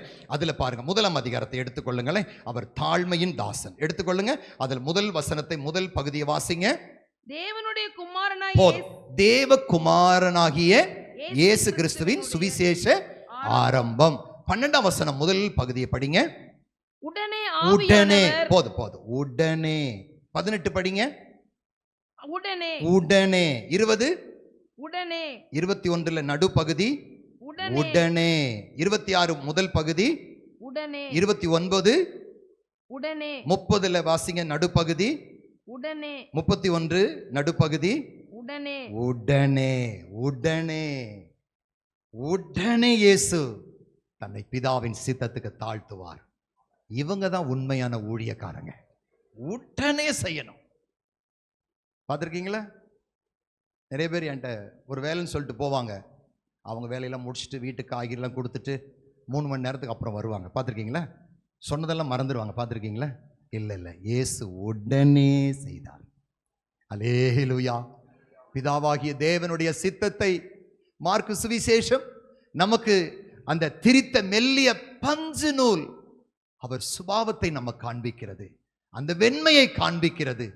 சபையானது உடனே கர்த்தருடைய சித்தத்துக்கு அர்ப்பணிக்க வேண்டும், உடனே செய்ய வேண்டும். ஸ்தோத்திரம். அல்லேலூயா. அப்பதான் கர்த்தர் உங்களை வாசஸ்தலமாய் மாற்றுவார். அப்பதான் கர்த்தர் உங்களை வாசஸ்தலமாய் மாற்றுவார். பாஸ்டர், இந்த வேலை செய்யணுமா? அப்படியா? இப்ப செய்யணுன்றீங்களா? அப்புறமா செய்யலாமா? அப்படி 1008 கேள்வி கேட்டுட்டு இருக்க கூடாது. உடனே செய்யணும். அல்லேலூயா. இயேசுவை போல மாறுவோமா? இயேசுவை போல மாறுவோம். பழைய ஏற்பாட்டு காலத்திலே வாசிக்கிற 26:1 திரித்த மெல்லிய பஞ்சு நூல். 2வது அந்த நூலை படிங்க. இளநீல நூல். இந்த இளநீலம் அப்படின்னா ஸ்கை ப்ளூ, அப்படி வானத்தின் நிறம். அந்த வானத்தினுடைய நிறம் சபையிலே பிரதிபலிக்க வேண்டும். அவருடைய வாசஸ்தலத்திலே திரித்த மெல்லிய நூல், அந்த பரிசுத்தம் பிரதிபலிக்கும். 2வது வானத்தினுடைய நிறம், அதாவது இள நீல நூல், அந்த வானத்தினுடைய அடையாளம் சபையில பிரதிபலிக்கும். ஸ்தோத்திரம். அந்த நாள்ல வானத்தின் வாசல் கர்த்தரால் ஆசீர்வதிக்கப்பட்டவரே உள்ளே வாரும். யாக்கோபு அந்த பிரயாணத்தில் அவன் படுத்து கிடக்கிறான். பொழுது போயிட்டு தனிமையிலே ஒரு ஏணி அவனுக்கு காணப்படுகிறது சொப்பனத்திலே. அந்த வானத்தின் வாசல், அந்த ஏணி அந்த வானத்தினுடைய முனையில் இருக்கிறது. தேவதூதர்கள் ஏறுவதும் இறங்குவதும் போல் உள்ள தரிசனங்கள் நமத்திலே காணப்பட வேண்டும். அது யாக்கோபுக்கு தாங்க. நமக்கெல்லாம் தரிசனம் வராது. நமக்கெல்லாம் வந்த பேய் சொப்பனம் தான் வரும். அப்படியா? இல்லை இல்லை இல்லை இல்லை. யாக்கோபின் தேவன் தான் நம்முடைய தேவன். யாக்கோபு இல்லை, ஆனா யாக்கோபின் தேவன் நம்மோடு இருக்கிறார். அல்லேலூயா சொல்லுவ ஆண்டவருக்கு. வானத்தை பார்க்கிற ஒரு சபையாய் நாம் இருக்கணும். எந்த ஒரு காரியத்துக்கு ஆண்டவரே அவரை பார்க்கிற பழக்கம் நமக்கு இருக்கணும். கலிலேய மனுஷரே, அப்போஸ்தலர் நடபடிகள் 1ஆம் அதிகாரத்தில் 10-11, கலிலேய மனுஷரே, வானத்தை அண்ணாந்து பார்த்து கொண்டிருக்கிறீங்க. அந்த கலிலேயர்கள் ஒரு குழந்தைகளைப் போல வானத்தையே பார்ப்பாங்க. எங்கள் ஆண்டவரே, இயேசு வானத்திலிருந்து வந்தார். இயேசு வானத்துக்குரியவர். யோவான் 3ஆம் அதிகாரம் 13ஆம் வசனத்தில் இயேசுவை குறித்து வாசிக்கிறோம். வாசிங்க. யோவான் 3:13. பரலோகத்தில் இறங்கினவர் பரலோகத்திலிருந்து இறங்கினவரும் பரலோகத்திலிருந்து இறங்கினவரும் பரலோகத்தில் இருக்கிறவருமான பரலோகத்தில் இருந்து இறங்கினவரும் இருக்கிறவருமான மனுஷகுமாரனே அல்லாமல் பரலோகத்துக்கு ஏறினவன் ஒருவரும் இல்லை. பரலோகத்தில் இருந்தார், இறங்கினார், ஏறினார். சொல்லுங்க, இயேசு பரலோகத்தில் இருந்தார், இறங்கினார், மீண்டும் ஏறினார், மீண்டும் வரப்போகிறார். ஹல்லேலூயா, கர்த்தருக்கு ஸ்தோத்திரம். நம்முடைய கண்கள் எல்லாம் அவரைதான் பார்க்கணும். ஸ்தோத்திரம், ஹல்லேலூயா. எனக்கு ஒத்தாசை வரும் பர்வதங்களுக்கு நேராய். மோசையின் சங்கீதத்தில் வாசிக்கிறோம், பர்வதத்துக்கு நேராய் என் கண்களை ஏறெடுக்கிறேன். ஹல்லேலூயா. ஆதி சபை தேவனையே பார்த்தார்கள், ஆதி பரிசுத்தவான்கள் தேவனையே பார்த்தார்கள். என் தேவன் தான் உதவி செய்யணும். கஷ்டத்தில் இருந்தார்கள், பட்டினியில் இருந்தார்கள், பசியோடு இருந்தார்கள், நிர்வாண நாச மோசம் எல்லாம் அனுபவித்தார்கள். அவர்கள் கண்கள் தேவனையே நோக்கி கொண்டிருந்தது. நம்முடைய கண்களும் தேவனை பார்க்கட்டும். மனுஷரை பார்க்க வேண்டாம், மனுஷரை ஒரு நாளும் பார்க்க வேண்டாம், கர்த்தரையே பார்ப்போமாக. அல்லேலூயா, அல்லேலூயா. நாம் எப்பொழுது கர்த்தரை, அவருடைய முகத்தை நாம் தேடுகிறோமோ, அவர் சமூகத்தை தேடுகிறோமோ, நாம் ஒரு நாள் வெட்கப்பட்டு போக மாட்டோம், ஒரு நாள் வெட்கப்பட்டு போக மாட்டோம். அவர் நமக்கு நித்திய ஜீவன் தருவேன் என்பதுதான் அவருடைய வாக்கு தத்தம். அன்புக்குரியவர்களே, ஆதாம் பாவம் செய்தான். ஒருவேளை ஆண்டவரை பார்த்து மனம் கசந்து தேவனே அப்படின்னு ஒரு வார்த்தை கூப்பிட்டு இருந்தா கர்த்தர் நிச்சயமாய் மனது இறங்கி அற்புதம் செய்திருப்பார். ஆனால் அவனோ, நான் செய்யவில்லை, நீர் தந்த, நீர் கொடுத்த, நீர் தந்த இந்த ஏவாள் தான் என்று ஆண்டவர் மேலேயே அவன் குற்றம் சுமத்தினான். அன்புக்குரிய தேவ பிள்ளைகளே, இந்த வானத்தினுடைய அடையாளம் நம்முடைய கர்த்தராகிய இயேசு கிறிஸ்து. வானத்திலிருந்து ஏறினவரும் இருந்தவரும் இறங்கினவரும் ஆகிய சர்வ வல்லமையுள்ள தேவன் அதி சீக்கிரமாய் வரப்போகிறார். நம்முடைய கண்கள் எல்லாம் அவர் மேலதான் இருக்கணும். அல்லேலூயா. அப்பதான் நம்முடைய வாசஸ்தலமாய் இருக்க முடியும். 3வது நூலை படிங்க. இது ராஜாக்கள் அணிகிற ஒரு வஸ்திரம். லூக்கா சுவிசேஷத்திலே லாசரு, அந்த ஐஸ்வர்யவான், தினந்தோறும் இரத்தாம்பரம் வஸ்திரங்களை தரித்து அவன் சந்தோஷமாய் வாழ்ந்து கொண்டிருந்தான். இந்த இரத்தாம்பரம் ராஜாக்கள். இயேசு நம்மை ராஜாக்களும் ஆசாரியர்களும் மாற்றிருக்கிறார். வெளிப்படுத்தின விசேஷம் 1ஆம் அதிகாரம் 6ஆம் வசனத்தை வாசிப்போம். வெளிப்படுத்தின விசேஷம் 1:6. நம்மில் அன்பு கூர்ந்து தமது இரத்தத்தினாலே நம்முடைய பாவங்களற நம்மை கழுவி தம்முடைய பிதாவாகிய தேவனுக்கு முன்பாக நம்மை ராஜாக்களும் ஆசாரியர்களும் ஆக்கின அவருக்கு மகிமையும் வல்லமையும் என்றென்றைக்கும் உண்டாயிருப்பதாக. ஹல்லேலூயா. சொல்லுவோம் ஆண்டவருக்கு பிரைஸ் தி லார்ட். இயேசு கிறிஸ்து அவர் பிதாவாகிய தேவனிடத்தில் இருந்த பொழுது பூமியின் ராஜாக்களுக்கெல்லாம் அவர் அதிபதியாகவே இருந்தார். ஆனால் சிலுவையில சிந்தின இரத்தத்தினாலே நம்முடைய ஜனங்களை அவர் ராஜாக்களாக மாற்றுகிறவர். அவர் ராஜாக்களுக்கெல்லாம் அதிபதியும் அவர்தான். நம்மை ராஜாக்களாய் மாற்றுகிற ராஜாதி ராஜாவும் அவர்தான். Price the Lord. சொல்லுவோம் அல்லேலூயா. அவர் வாசஸ்தலத்தில் இருப்பது மட்டுமல்ல, நம்மத்திலே உலாவது மட்டுமல்ல, நம்மை ராஜாக்களாகவே நம்மை அபிஷேகம் பண்ணி இருக்கிறார். அவருடைய பார்வையில் நம்மை ராஜாக்களாக, ஆசாரியர்களாக மாற்றி இருக்கிறார். ஆமீன் சொல்லுவோம் அல்லேலூயா. மத்தேயு சுவிசேஷம், பிரைஸ் தி லார்ட், நம்மை ராஜாக்களாக 4 சுவிசேஷத்தை வாசிக்கிறோம். மத்தேயு, மார்க், லூக், யோவான். இது 4ம் இயேசு கிறிஸ்துவை தான் பிரதிபலிக்கிறது. இந்த மத்தேயு சுவிசேஷக்காரன் இயேசு கிறிஸ்துவை அவர் வரப்போகிற ராஜாவாக சித்தரிக்கிறார். 4வது நூல் படிப்போம், முடிப்போம். வாசிங்க. சிவப்பு நூல். சிவப்பு நூல். சிவப்பு என்பது இயேசு கிறிஸ்துவின் ரத்தம். எல்லாரும் சொல்லுங்க, இயேசுவின் ரத்தம். சபைக்குள்ளே முதலாவது 4 நூல். ஒன்று திரித்த மெல்லிய பஞ்சு நூல், அது இயேசுவினுடைய பரிசுத்தம். நம் நடுவில் அவருடைய வாசஸ்தலத்தை நீ உண்டு பண்ணுவாயாக, அந்த பரிசுத்தத்தை உண்டு பண்ணுவாயா. 2வது இளம் நூல், வானத்தை பார்க்கிற அந்த பழக்கத்தை உண்டு பண்ணுவாயாக.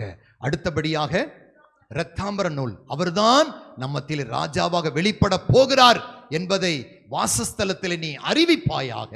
4வது சிவப்பு நூல், இது இயேசுவினுடைய இரத்தம். எந்த பாவியையும் அவர் இரத்தம் பரிசுத்தவனாய் மாற்றும். உங்கள் முன்பதாய் நிற்கிற நானும் ஒரு பாவியாகத்தான் இருந்தேன். இயேசுதான் எங்களுடைய பாவ சாபத்தை எல்லாம் நீக்கி ஒரு தேவ மனுஷனாய் நிறுத்தினார். இயேசுவின் ரத்தம் சகல பாவத்தை நீக்கி நம்மை சுத்திகரிக்கும். 1 யோவான் 1:7.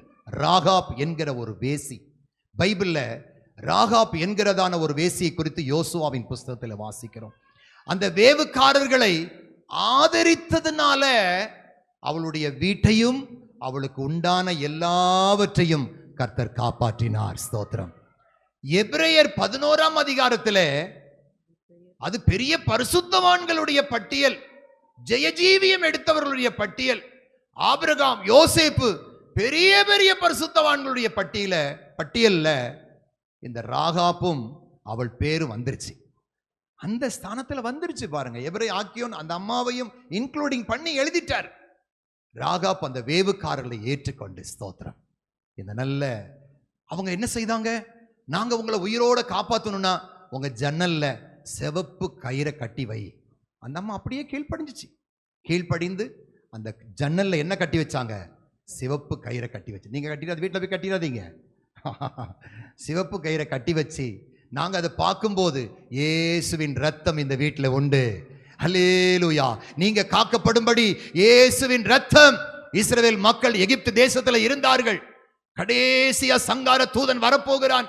மோசே எல்லா ஜனங்களையும் பஸ்கா ஆசரிக்க சொல்லு, அந்த ரத்தத்தை எடுத்து நிலை வாசல்ல பூச சொல்லு. அந்த ரத்தத்தினால் அந்த நாட்கள்ல இஸ்ரவேல் மக்கள் காக்கப்பட்டார்கள். ஸ்தோத்திரம். அந்த ரத்தத்தினாலே காக்கப்பட்டார்கள். அல்லேலூயா சொல்லுவோம் ஆண்டவருக்கு. இயேசுவின் ரத்தம் நம்மை காப்பாற்றுகிறது. அந்த சிவப்பு நூல் சபைக்குள்ள வந்துட்டோம், நம்மளை கர்த்தர் நிச்சயமா காப்பாத்திடுவார். Price the lord. அல்லேலூயா. எத்தனையோ செய்வன கட்டுகள் மந்திரவாதிகள் வந்து சொல்லியிருக்கிறாங்க, நாளைக்கு 10 மணிக்கு இந்த அம்மாவினுடைய ஜீவனை எடுத்துருவேன். பிள்ளைகள்லாம் ஓட அழுகும். சபையில போட்டு ஜெபம் பண்ணி அவங்களுக்காக பாரத்தோடு ஜெபித்து அவங்களுக்காக இரவெல்லாம் காத்திருந்து ஜெபித்த நாட்கள் உண்டு. கர்த்தர் அவன் சொன்னது போல 10 மணிக்கு இல்லை, 5 மணிக்கு இல்லை, இன்றைக்கும் உயிரோடு இருக்கிறவர்கள் உண்டு. இன்றைக்கும் கர்த்தர் சபையில கொண்டு வந்து காப்பாற்றுகிறார். அல்லேலூயா. அற்புதங்களை இயேசுவின் ரத்தம் இன்றைக்கும் செய்யுதுங்க. கடைசி ஒரு வார்த்தை சொல்லி முடிக்கிறேன். ரூத்தின் புஸ்தகத்தில் அந்த ஒரு குடும்பம் பெத்லெஹேமில் இருந்து அவர்கள் மோவாப் தேசத்துக்கு போவாங்க. ஒரு நல்ல குடும்பம் மோவாப் தேசத்துக்கு போய் அங்கேயே இருந்து விடுவார்கள். 10 வருஷம் இருந்து விடுவார்கள். அங்கு இருந்த காலத்தில் அவங்க பிள்ளைகளுக்கு மக்லோன், கிளியோன் என்கிறவர்களுக்கு திருமணம் செய்தார்கள். ரூத்து, ஓர்பா.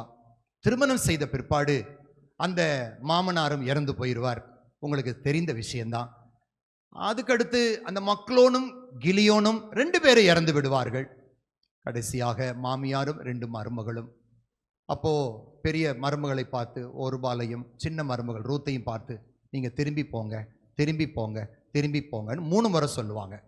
அப்போ ஓர்பா நல்ல சான்ஸ் ஆகி போச்சு. இந்த கிழவியம்மா கூட என்ன பண்ண போறோம்? அப்படி அத்தை, நான் போயிட்டு வர அத்தைன்னு முத்தம் கொடுத்து ஓர்பா போயிடும்.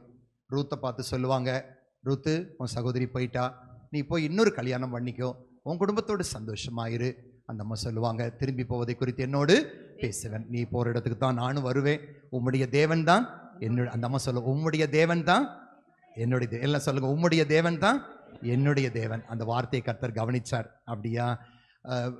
உபாகமம் 23ஆம் அதிகாரத்தில் இருக்கிறது, அம்மோனியனும் மோவாப்பியனும் தேவ சபைக்கு உட்படலாகாது என்று ஆண்டவர் 23 உபாகமத்தில் சொல்லியிருக்கிறார். உட்படலாகாது என்று சொன்ன தேவன் இந்த அம்மா சொன்ன வார்த்தையை அவங்க கரெக்டாக கவனிச்சு கொண்டே இருந்தார். தேவன் உம்முடைய தேவன் என்னுடைய தேவன், நீர் மரிக்கும் இடத்துல நானும் மரித்து அங்கேயே அடக்கம் பண்ணப்படுவேன். உம்முடைய தேவன் என்னுடைய தேவன் சொன்னாங்கல்ல, பரலோகம் அந்த வார்த்தையை எழுதி வச்சிருச்சு.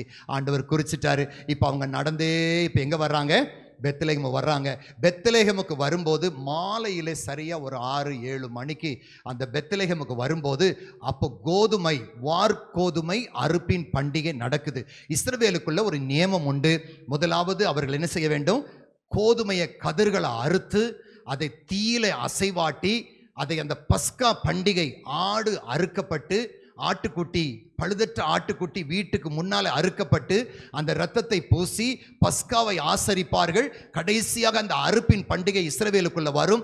அந்த கதிர்களை அசைவாட்டி தேவனுக்கு ஸ்தோத்திரம், இந்த ஆண்டு எங்களுக்கு கொடுத்த எல்லா அறுவடைக்காக ஸ்தோத்திரம் என்று சொல்லுகிற அந்த மாலை நேரத்தில் அந்த அந்த நகோமி தன்னுடைய மருமகள் சபிக்கப்பட்ட தேசத்திலிருந்து ஒரு ரூத்தை கையில பிடிச்சுக்கிட்டு அந்த இரத்தத்தை மிதிச்சு தான் அந்த பெத்லெகேமுக்குள்ள வந்தார்கள். கர்த்தருக்கு மகிமை. அந்த பெத்லெகேமுக்குள்ள வரும்போது இந்த ரூத் முதலாவது மிதிச்சது ஆட்டுக்குட்டியினுடைய இரத்தத்தை மிதிச்சு அவங்க நேரா அந்த அவங்களுடைய வாசஸ்தலத்துக்கிட்ட போறாங்க. அல்லேலூயா. எப்பொழுது ஆட்டுக்குட்டியின் இரத்தத்தை ரூத் மிதிச்சாங்களோ அந்த ரூத்தின் சந்ததியிலே அடுத்து நீங்க படிக்கும்போது 4வது தலைமுறையிலே இயேசு கிறிஸ்து இந்த உலகத்திலே தோன்றி இருக்கிறார். பிரைஸ் தி லார்ட் சொல்லுவோம். ஹல்லேலூயா. அந்த அம்மாவை தேவன் தெரிந்து கொண்டார். அந்த ரூத்தினுடைய விசுவாசத்தை ஆசீர்வதித்தார். அந்த பஸ்கா ஆட்டுக்குட்டியின் இரத்தம் அந்த மகளை சுதந்திரவாளியாக இஸ்ரவேலில் மகிமையாக தேவன் மாற்றினார். ஆமென் சொல்லுங்க ஆண்டவருக்கு. ஹல்லேலூயா. நம்முடைய தேவன் நல்லவராயிருக்கிறார். இந்த வாசஸ்தலங்கள் 4 நூல்களால் செய்யப்பட்டிருக்கிறது. ஆமென் சொல்லு. அல்லேலூயா. உனக்குள் நான் வாசம் பண்ணி. கடைசியா ஒரு வசனத்தை வாசிங்க. வெளிப்படுத்தின விசேஷம் 21ஆம் அதிகாரத்தில் இப்படியாக வாசஸ்தலத்தை உண்டு பண்ணுவாயாக. எடுத்து வாசிங்க. 21ஆம் அதிகாரம் 3வது வசனம். பரலோகத்திலிருந்து உண்டான ஒரு பெரு சத்தத்தை கேட்டேன். அது இதோ மனுஷர்களிடத்திலே தேவனுடைய வாசஸ்தலம் இருக்கிறது. இதோ மனுஷரிடத்திலே தேவனுடைய வாசஸ்தலம் இருக்கிறது. அவர்களிடத்திலே அவர் வாசமாயிருப்பார். அவர்களிடத்திலே அவர் வாசமாயிருப்பார். அடுத்து அவர்களும் அவருடைய ஜனங்களாயிருப்பார்கள். தேவன் தாமே அவர்களோட கூட இருந்து, தேவன் நம்முடைய ஊழியத்தோடு கூட இருந்து அவர்களுடைய தேவனாயிருப்பார். நம்முடைய தேவனாயிருக்கிறார். அல்லேலூயா. ஹல்லேலூயா. இந்த 4 நூல்களுடைய ஆவிக்குரிய அர்த்தம் போல நாமும் அப்படி இருப்போமானால் நமக்குள்ளே தேவன் நிச்சயமாய் வாசம் பண்ணுவார். ஹல்லேலூயா. பரலோகத்திலிருந்து உண்டான ஒரு பெரும் சத்தத்தை கேட்டேன். அது இதோ மனுஷரிடத்திலே தேவனுடைய அவர்களிடத்திலே அவர் வாசமாயிருப்பார். அல்லேலூயா. எங்களிடத்தில் வாசமாயிரும் ஆண்டவரே, எங்களிடத்தில் வாசமாயிரும் ஆண்டவரே. இந்த 50வது ஸ்தோத்திர கொண்டாட்டத்தில் உம்மை அழைக்கிறோம் ஆண்டவரே. எங்கள் மத்தியில் நீர் வாசமாயிரும் ஆண்டவரே. Price the Lord. எல்லாரும் ஜெபிப்போமா? எங்களுக்குள்ளே வாசம் செய்யும் ஆவியானவரே, இந்நாளில் உம் சித்தம் போல் நடத்தி செல்லும் ஐயா. எங்களுக்குள்ளே வாசம் செய்யும் ஆவியானவரே, இந்நாளில் உம் சித்தம் போல். எல்லாரும் சேர்ந்து ஆவியானவரே, ஆவியானவரே, பரிசுத்த ஆவியானவரே, ஆவியானவரே, ஆவியானவரே, பரிசுத்த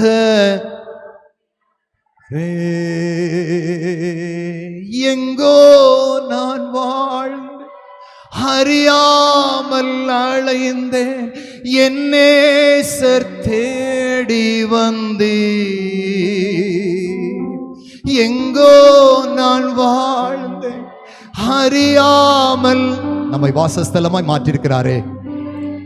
தேடி வந்தீர், நெஞ்சார அணைத்து முத்தங்கள் கொடுத்து நீழலாய் மாறச் செய்தீர். நெஞ்சார அணைத்து, எல்லாரும் சேர்ந்து தாழ்மையோடு பாடுவோம். நீழலாய் மாறச் செய்தீர். நன்றி உமக்கு நன்றி, நன்றி உமக்கு நன்றி. நன்றியோடு துதிக்கிற ஆண்டவரே, இந்த மாலை வேளையிலே கர்த்தர் கொடுத்தான இந்த வேத வார்த்தைகளுக்காக, தேவ வசனங்களுக்காக நாங்கள் உமக்கு நன்றி செலுத்துகிறோங்க தாவே. ஸ்தோத்திரம். இந்த வேத வசனங்களை ஆழமான சத்தியத்தோடு இணைத்து எங்களோடு பகிர்ந்து கொண்ட தம்முடைய தேவதாசனை கர்த்தர் ஆசீர்வதிப்பீராக, இன்னும் ஆசீர்வதிப்பீராக. இப்பொழுது இருக்கிறதை பார்க்கலும் 1000 மடங்கு பெருகுவீராக. ஊழியத்தையும் குடும்பத்தையும் கர்த்தர் ஆசீர்வதிப்பீராக. இன்னும் 1000 ஜனங்களுக்கு எடுத்து பயன்படுத்துவீராக. இந்த வசனத்தை கேட்ட நாங்களும் இந்த வசனத்தின்படியா எங்களை ஆண்டவரே மாற்றிக்கொள்ளத்தக்கதாக, இந்த வசனத்தின்படியா நடக்கத்தக்கதாக, இந்த வசனத்தினால் எங்கள் பலப்படத்தக்கதாக கர்த்தர் எங்கள் ஒவ்வொருவருக்கும் உதவி செய்யும். எங்களை வழி நடத்தும், ஆசீர்வதியும். உம்முடைய நாமத்தை மையப்படுத்தும். சகல துதி கனமையுமே நீர் எடுத்துக்கொள்ளும். இயேசுவின் மூலம் ஜெபம் கேளும் பிதாவே. என் ஆத்மாவே கர்த்தரை ஸ்தோத்திரி, என் முழு உள்ளமையுடைய பரிசுத்த நாமத்தை ஸ்தோத்திரி. என் ஆத்மாவே கர்த்தரை ஸ்தோத்திரி, கர்த்தர் செய்த சகல உபகாரங்களை மறவாதே. ஆமென். ஹல்லேலூயா, ஹல்லேலூயா, ஹல்லேலூயா.